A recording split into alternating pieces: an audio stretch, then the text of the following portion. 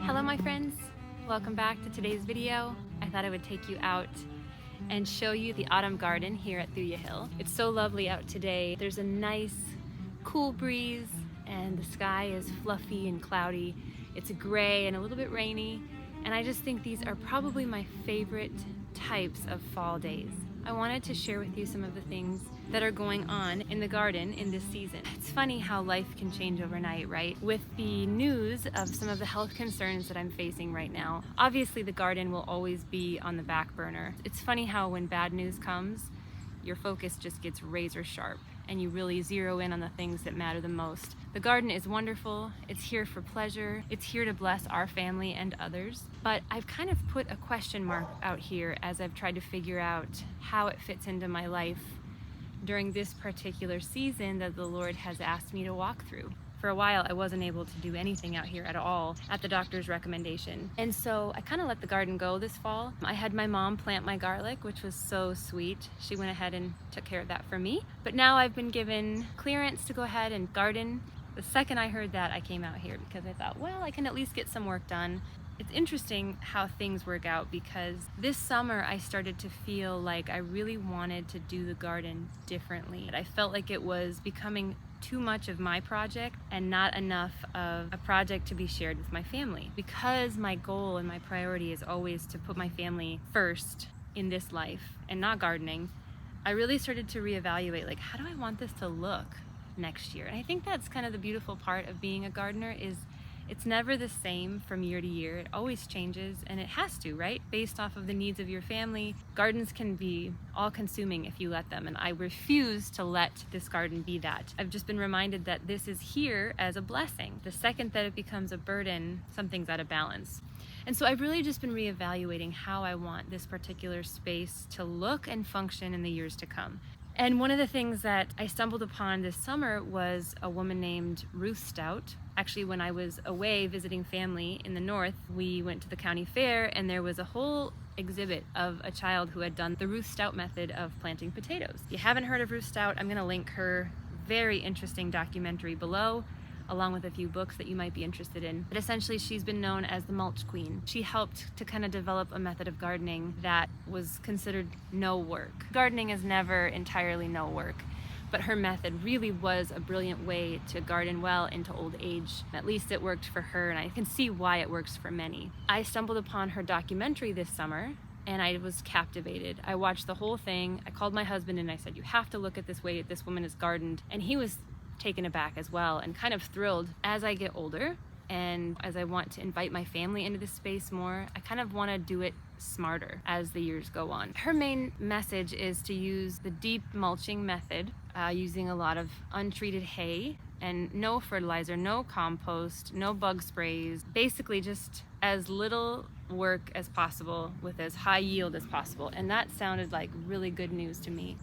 This garden has been such a blessing. There has been high production. I'm very thankful for that. I've learned a lot. I've made a lot of mistakes. And I'm thankful for what this little patch has taught me over the last 3 years. I don't know what the future holds completely. None of us do, right? Thankfully, God knows. But as far as it depends upon me, I think gardening will be something I will love to do for a very, very long time. But my methods and my desires of how much time I want to spend doing it may change. I love that the more and more gardening one does, you build better skills. Like, I'm thinking through what I did the first year, I would never have done the second year. And what I did the second year, I would never have done the third year. And so I've learned a little bit each year I've worked at this particular garden.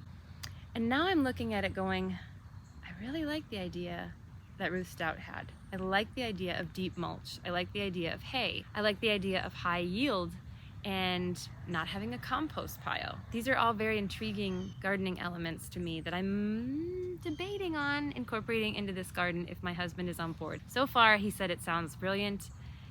We'll see what the future brings. I don't know. For now, what I know is I have been cleared by my doctor to do a little bit of work in the garden, and so that's why I'm out here today. I've been waiting and waiting and waiting since July or August for my garlic to come, and I ordered some perennial onions and I ordered some shallots. I'd love to get a bed of poppy flowers planted, and apparently they like to be planted in the fall. Also have some daffodils. I just went ahead and bought a bunch of daffodil bulbs from Lowe's. I already have a bunch, but I thought, it'd be nice to add some more to our little no-dig bed over there, which, by the way, ended up not being no-dig at all because of devil's weed. It basically ate the bed from the inside out, so I just ended up using weed barrier and covering it up with mulch again. I'm really excited about these. I've been waiting and waiting.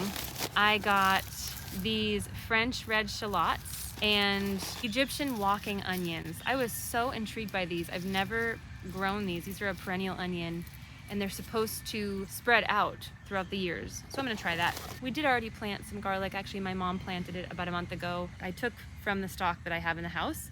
I've never done that, so I wanna kind of compare and see how those do compared to these fresh seed garlics. I got the Music, which I love, which is a hardneck variety. And then I also got the Inchellium Red, which is such a great variety. It's long storage, soft neck garlic. So that as well. And then I got little French round shallots as well. So these are all fun little things to plant during this time of year. There's a lot of things growing right now that I am so happy about, including this echinacea, which is so beautiful. I don't have the heart to move it. I'm not going to, though I did want to use this bed for garlic. We'll have to see if I have enough room.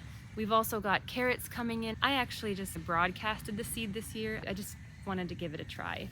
I have a whole bed of arugula over there and cabbage growing well, and we have the broccoli coming in. And then I don't know if you can see this behind me. This is a sponge squash. I will never grow it again. I'm not interested. I'm at that point in my gardening career as well where I'm like, why would I grow the sponge squash when I don't even have any interest in making sponges?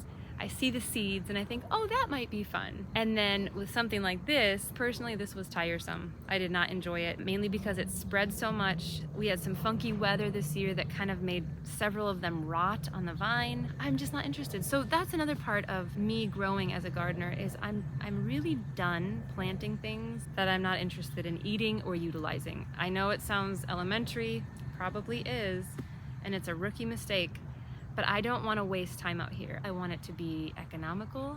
I want it to be fun and not burdensome. And so I'm really refining and simplifying things out here.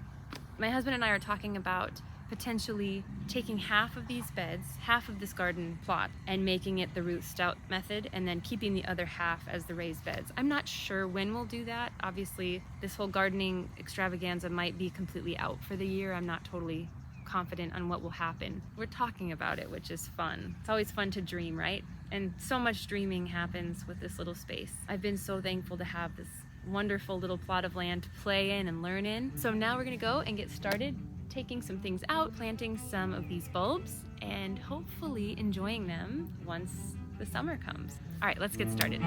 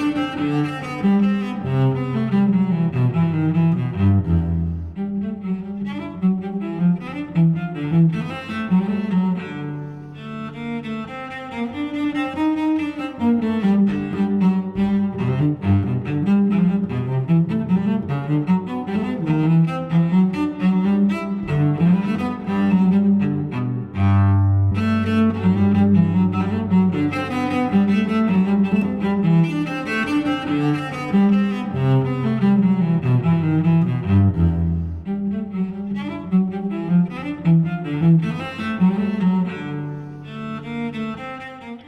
right, friends, well, that's it for today's video.